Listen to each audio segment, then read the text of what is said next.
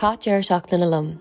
So imagine the saharan churmur thús all in leis an lá mar bhí an breicfasta bovlasta agan, bhí na téisrán agus an cafe seo agam ón bhácas agus bhí sé go chálann ar fád. Bhí an amsir Harcín mar sin bharrtaigh muid tuairs bóthir beag a dhéanamh agus thuair siar go Connemara go dtí na Firbacha agus tá an tráseo go chálann ar fád an sin bhí ar an brise tuairs dhéanamh san os an siomar bhí arm galig an leras so ag go raibh banis na rud a cinnte siúil ach níach mé on brídeog. Sin chas mé leis na chalíní a gcóir bronse agus ní sin bhreithnig muid ar an gluthe rugby, bhí an bu aganne. Danimir sa mar seo ar feadúpla uair so tháinig ochras oran ach nuair déanaan tú de orú tugann siad na thuirlaisí beaga seo dit agus nuair thosaíonn sé ag bíbal cílann sé sin go bhfuil do chuid bí a ré. Sé tharbheith áisiúil agus go chálann ar fád. An lád ar gceann dairg muid agus thuaimar ar hiúlóid agus an sin fuairmuid bricfásta is iad seo na pancógaí is balasta.